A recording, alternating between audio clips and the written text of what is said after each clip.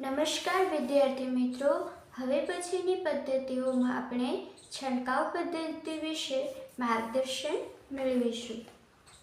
છંટકાવ અથવા તો ઉપરી સિંચાઈ પદ્ધતિ અથવા તો સ્પ્રિંકલર ઓવરહેડ ઇરિગેશન.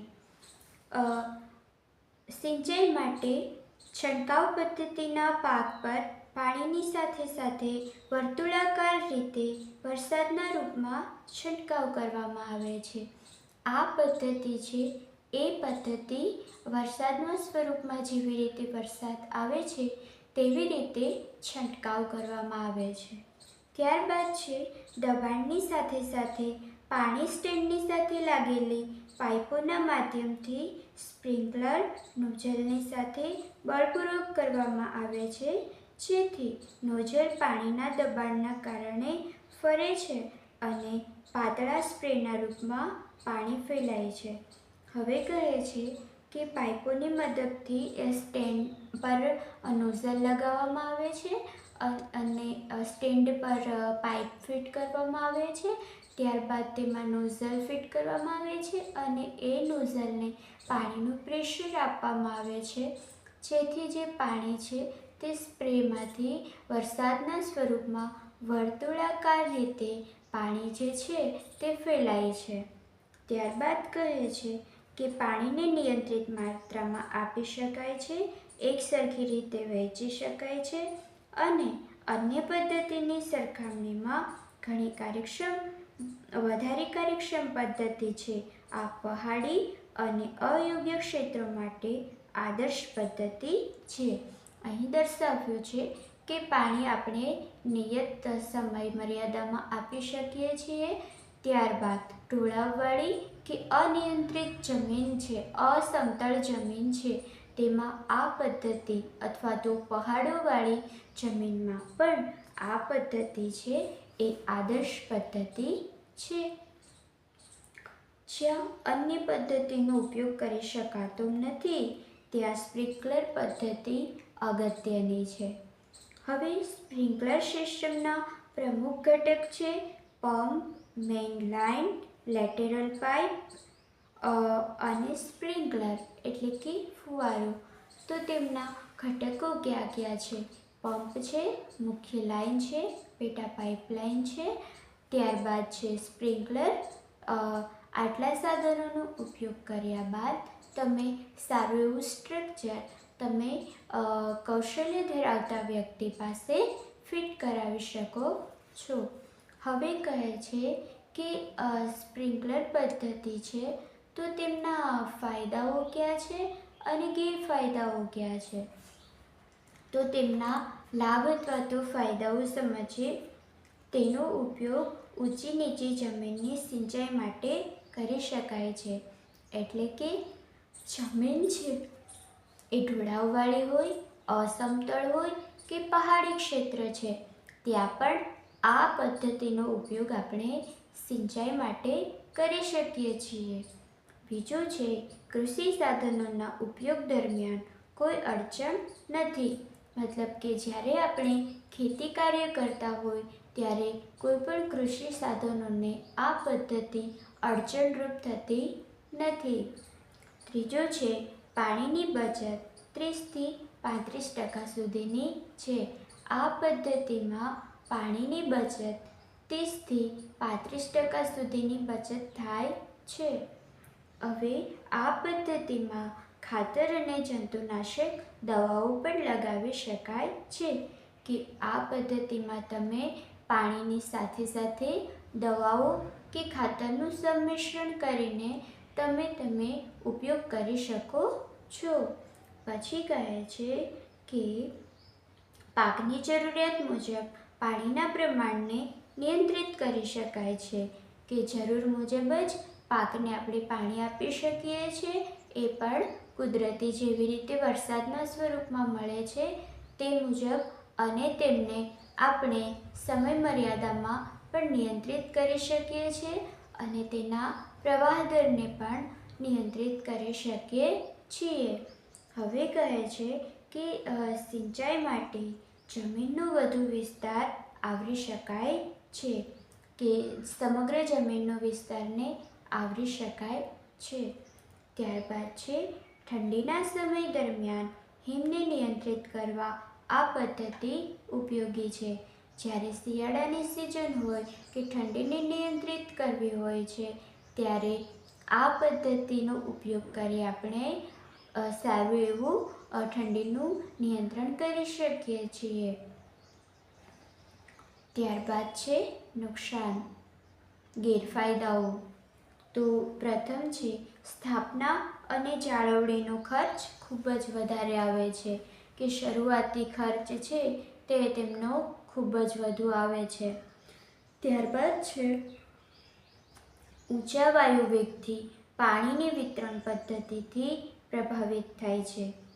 જો પાણીમાં ઓગળેલા ક્ષાર સરાહનીય પ્રમાણમાં છે તો તે યોગ્ય નથી, એટલે કે ક્ષારવાળું પાણી આ પદ્ધતિ માટે યોગ્ય નથી. આ પદ્ધતિના સંચાલન અને જાળવણી માટે કુશળ મજૂરોની જરૂરિયાત હોય છે.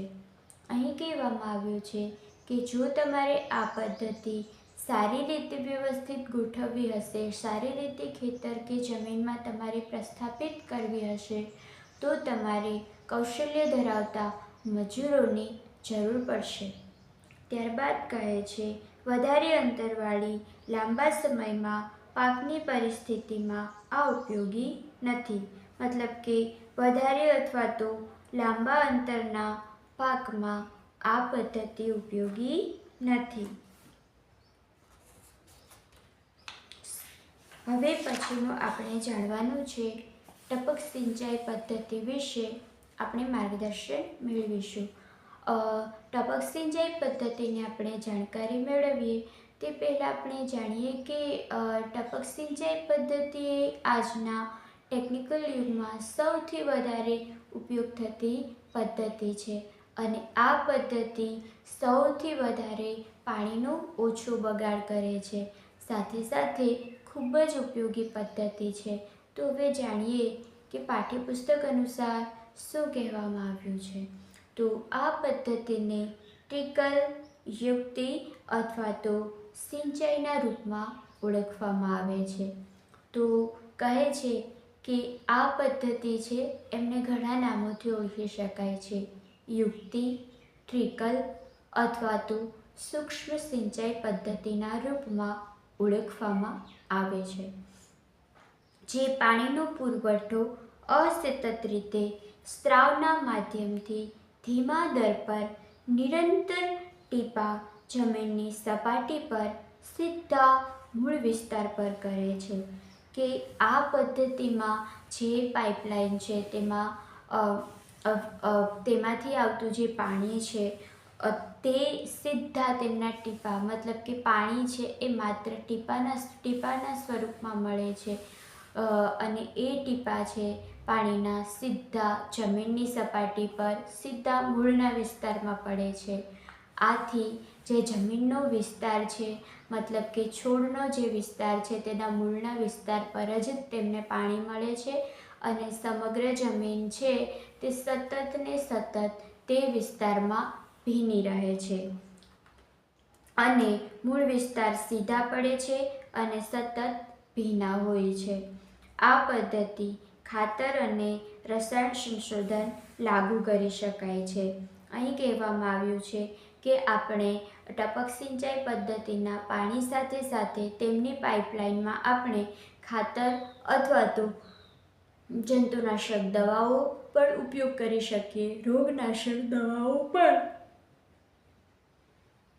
આપણે આ પદ્ધતિમાં લાગુ કરી શકીએ છીએ અને ઉપયોગ કરી શકીએ છીએ કે પાણીની સાથે સાથે ખાતર અને દવા બંનેનું સંમિશ્રણ કરીએ છીએ તો વધારાનો ખર્ચ પણ આપણને ઘટે છે. ત્યારબાદ કહે છે આ બહુ ઓછા સિંચાઈ પાણીની જરૂરિયાતવાળી પાણીની સૌથી વધુ કુશળ પદ્ધતિ છે. કે આ પદ્ધતિમાં સૌથી ઓછા પાણીની જરૂરિયાત પડે છે અને સૌથી સારામાં સારી કુશળ પદ્ધતિ છે. આ પ્રકાર પાણીની અછતવાળા વિસ્તારો માટે યોગ્ય છે અને અન્ય પારંપરિક પદ્ધતિએ 40થી 60% પાણી બચાવે છે. અહીં કહેવામાં આવ્યું છે કે અછતવાળા વિસ્તારોમાં પાણીની જ્યાં અછત છે ત્યાં આપણે આ પદ્ધતિનો ઉપયોગ કરી શકીએ છીએ અને આ પદ્ધતિ 40થી 60% પાણીનો બચાવ કરે છે. હવે પછીના ટપક સિંચાઈ પદ્ધતિના ઘટક કયા છે તેના વિશે આપણે માહિતી મેળવીશું. તો સૌપ્રથમ હેડ કંટ્રોલ યુનિટ. તો કહે છે કે આ પદ્ધતિના જરૂરિયાત પર આમાં નીચે લખેલ સાધન છે. સૌપ્રથમ સાધન છે પંપ. તો પંપનું કાર્ય શું છે? તો આમાં સ્ત્રોતમાંથી પાણી કાઢવા નોઝલના માધ્યમથી વિતરણ કરવા માટે દબાણ આપવામાં આવે છે કે જ્યારે આપણે મુખ્ય સ્ત્રોત છે ત્યાંથી પાણીમાં એકદમ પ્રેશર આપવાથી નોઝલ સુધી પાણી પહોંચી શકે છે. તે પંપનું કાર્ય છે. ખાતર ટેન્ક. આનો ઉપયોગ ત્યારે જ કરવામાં આવે છે જ્યારે સિંચાઈની સાથે ખાતર પણ નાખવામાં આવે છે. મતલબ કે ખાતર ટેન્ક છે તે સિંચાઈના મુખ્ય પાઇપલાઇનમાં ખાતર સાથે જોડી દેવામાં આવે છે જેથી ખાતર ટેન્કમાં ખાતર ભરી અને ડાયરેક્ટ તેમને જોડી દેવામાં આવે છે. ફિલ્ટર ગળણી. પાણીમાં રહેલી અશુદ્ધિઓને સાફ કરવી તેમનો મુખ્ય હેતુ છે.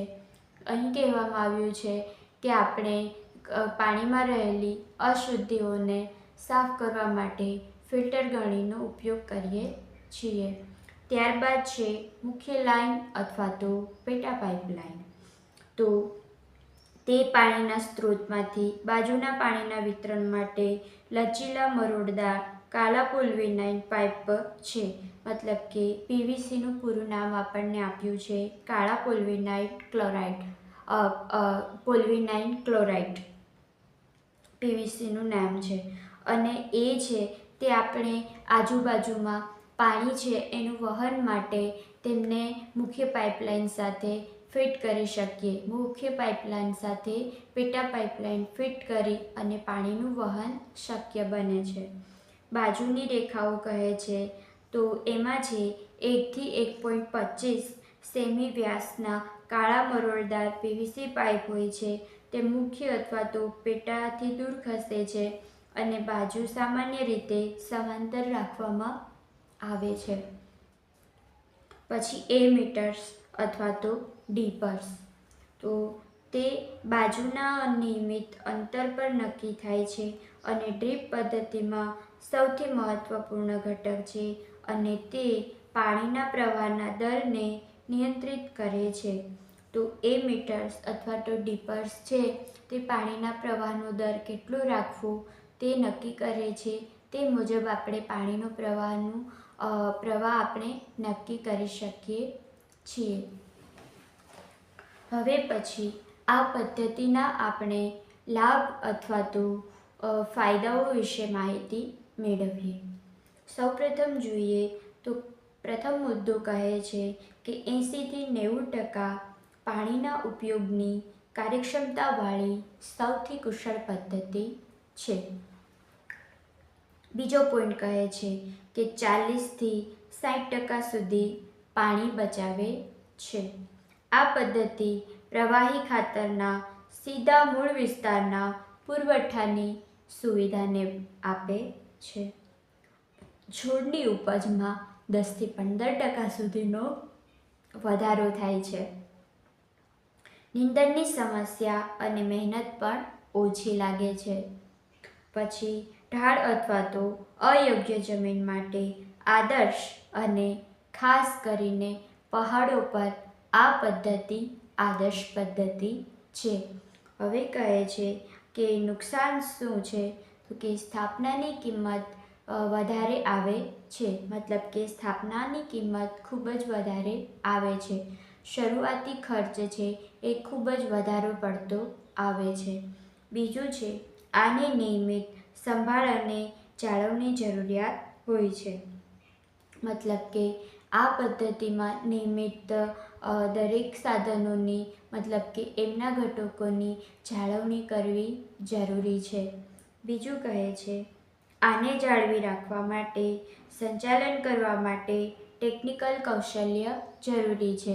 મતલબ કે તેમની જાળવણી કરવા અથવા તો કોઈ ટેકનિકલ ખામી આવી છે તો તે વસ્તુને સુધારવા માટે ટેકનિકલ કૌશલ્ય ધરાવતા વ્યક્તિઓની જરૂર આમાં પડે છે.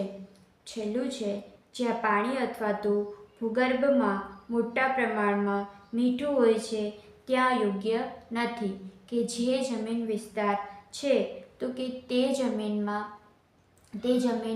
નીચેનો ભાગ છે, માટીનો ભાગ છે, તે જમીનમાં મીઠું છે મતલબ કે ક્ષાર છે એ વધારે પ્રમાણમાં હોવું જોઈએ નહીં.